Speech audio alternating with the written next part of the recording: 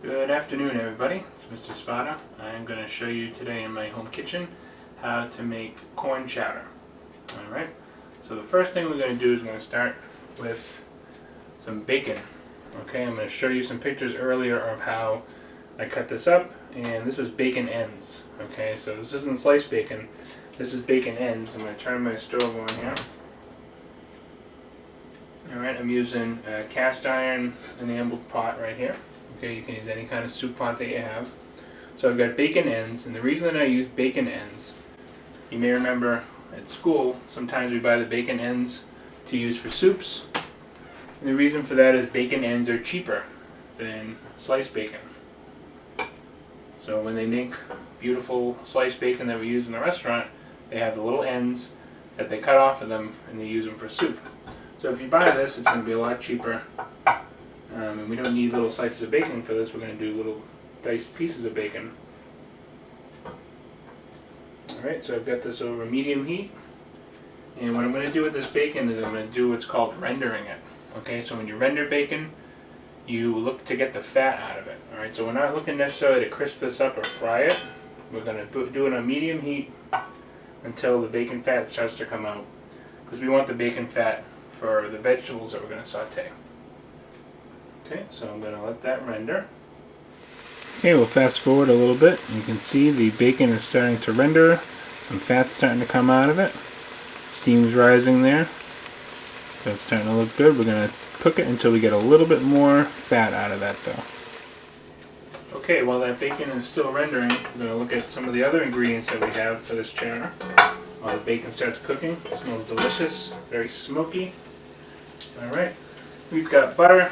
Alright, we're going to use some butter. Even though we're getting fat from the bacon, it's not going to be enough, so we're going to have to add some butter. Okay. Got a diced onion,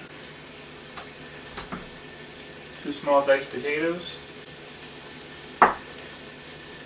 a 1/4 cup to a 1/2 cup of flour, which we'll use to make a little roux, which will help thicken our chowder.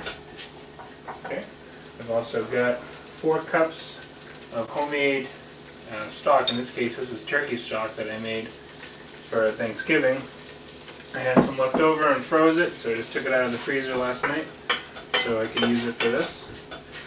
Alright, you can use chicken stock if you don't have turkey stock. I've also got some minced garlic that we're going to add to that. And then before I started cooking this, when I was making my mise en place, I got all my corn and I shucked all the corn off of it. Alright, so I will include a little video or some pictures on how I did that.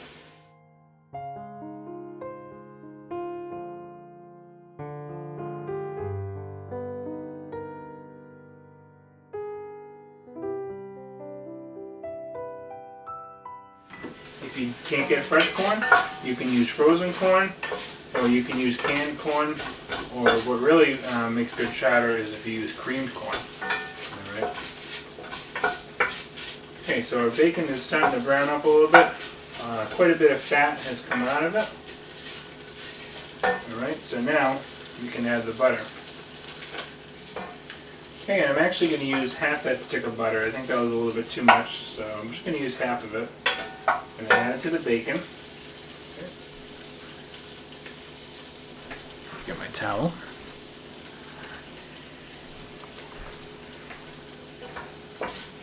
So I'm going to add the butter to the bacon and let it melt. Alright, we've got the butter added in there, it's all melted. Now I'm going to add my onions. Okay, onions into the pan. Stir those up. Also some garlic. I usually like to use fresh garlic, but I don't have any right now, so I've got this jarred, chopped minced garlic. I'm going to put that in there.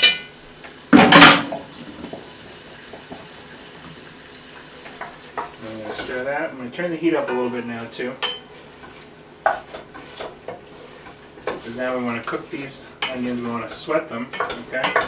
So what it means to sweat a vegetable is you're going to cook it until it starts to turn translucent. So in this case, the onion is going to go from white to kind of clear looking. Alright, we're not looking to brown the onion or put any color on it. We're just looking to sweat it, which means we're going to turn it translucent. Alright, it's going to start to steam because all that liquid that's in the onion is going to start to steam out. Okay, so I'm going to let that cook. We've got our onions in there and our garlic. Okay, I'm also going to add the potatoes in now too. They're not going to really start to cook though until we put our liquid in here, which will be the stock. Alright, so I'm going to grab the camera to give you a close-up of this. Okay, so here's our bacon, butter, onions, garlic, and potatoes sweating in the pan here. Alright, we switched up the camera angles here a little bit to get you a little closer to the pan so you can see what's going on in here. So you can see now we're getting some nice color on the on the bottom of the pan there. Alright, that's something that's called fond, F-O-N-D. Okay, and that's tons of really great flavors on the bottom of that pan. And if you're wondering what we're going to end up doing with that, we're going to put a liquid in here in a little bit. In this case, it's going to be turkey stock. Turkey stock is going to deglaze the pan, which means once we put that turkey stock in there, all those tasty little bits of bacon and onion and potato, and probably garlic too, it's stuck to the bottom of that pan there, is going to come off, and it's going to go into our chowder to add the flavor. Okay, and another thing you might be wondering is what makes a chowder a chowder. So typically when you hear chowder, that means it has potatoes. Okay, so this would just be a corn soup if I wasn't adding potatoes to it. Alright, I think our vegetables have sweated enough now that we can start adding our other ingredients. Alright, before I do that though, I am going to season a little bit. Okay, I'm going to put a little cracked pepper in here. Okay. I like to season at the beginning and at the end. Alright, another thing I'm going to add to this is some celery salt. Okay, the reason I'm putting celery salt in here is because normally I would put celery in here, but unfortunately I don't have any right now. So instead of just putting plain salt in there, I'm going to put some celery salt in there, which will add a little celery flavor. Celery salt is just celery root and salt mixed together. It's a big thing down in Rhode Island. A lot of people like to put celery salt on their hot dogs. That's kind of like a regional thing. I'm not originally from Rhode Island, so I don't do that. Okay, now we're ready to add some other items in here. Okay, next thing we're going to do is put our flour in.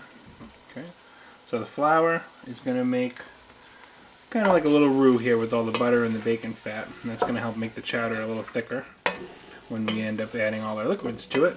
Okay, we're going to add turkey stock to it, and we're also going to add a little bit of milk at the end to finish it, because it wouldn't be a chowder if we didn't have some kind of milk or cream going into it also. Okay, so this, you can see that the flour is absorbing all the fats that are in there. The butter and the rendered bacon fat. Okay. Okay, and we're going to add our chicken stock in. This is going to deglaze the pan, so I'm going to turn it up a little higher because I want it to really get all that delicious fond off the bottom of it there. Okay, so our turkey stock is going in.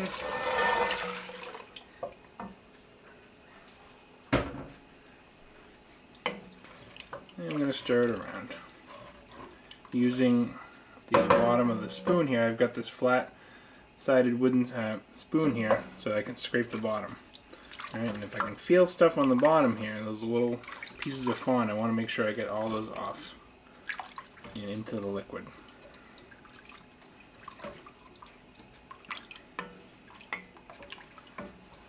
Alright, I don't feel anything else in the bottom there. So now we can get our corn and add that to the pan.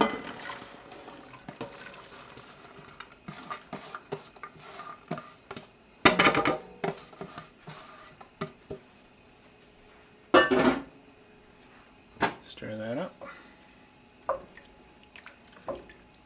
This smells so good. This bacon is like extra smoky, so it really smells tasty.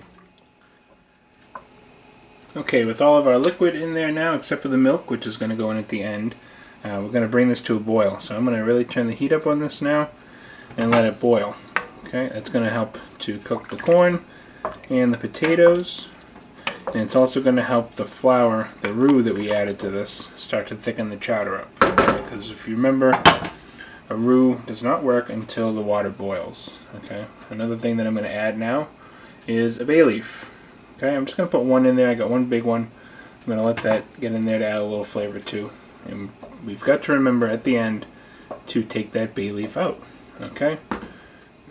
Alright, we're going to let this come to a boil now before we get to our next step. Alright, our chowder is just about boiling now. You can see it's already thickened a little bit, right, because it's just about boiling. So that roux has become activated and it's getting a little thick.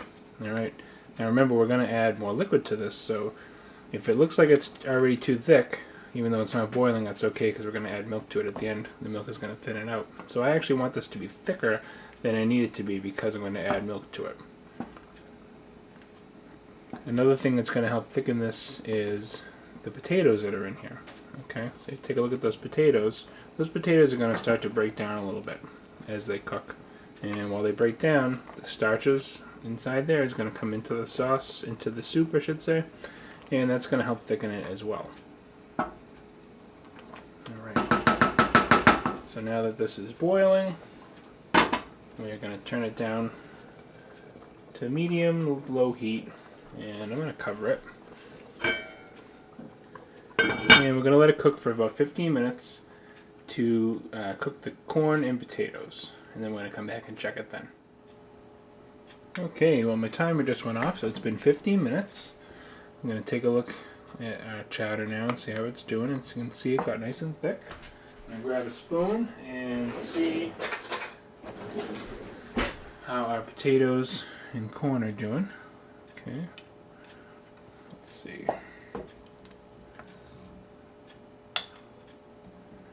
Okay, the potatoes are nice and soft. The corn is cooked. Well, while I'm here, I guess I might as well taste it. Let's see how it's tasting. Really good. Nice and smoky flavor from the bacon. The corn is sweet. Now I think we are just about ready to add some milk. Let me go get the milk. Okay, we're back and we're ready to add the milk in. So I've got the chowder still on low heat. I've got a cup of milk here. I'm going to start with the cup of milk. We might need to add a little bit more, but we're going to see what the consistency of this chowder looks like. I'm also going to season it again. Okay, a little bit more crushed pepper and a little bit more celery salt.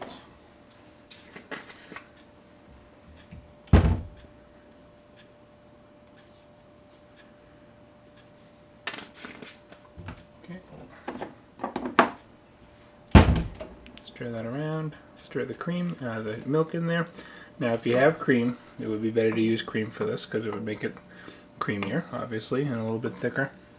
But I'm going to use milk. I have a lot of milk that's going to go bad soon, so I want to make sure I use it up so it's not wasted. So that is with about a cup of milk added to it.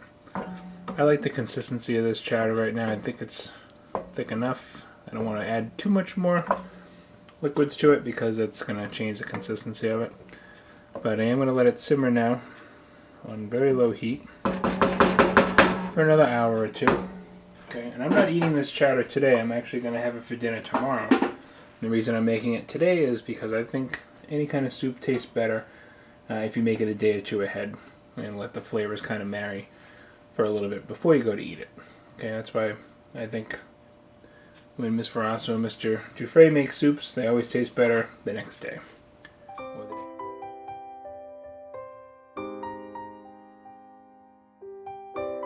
2, 3.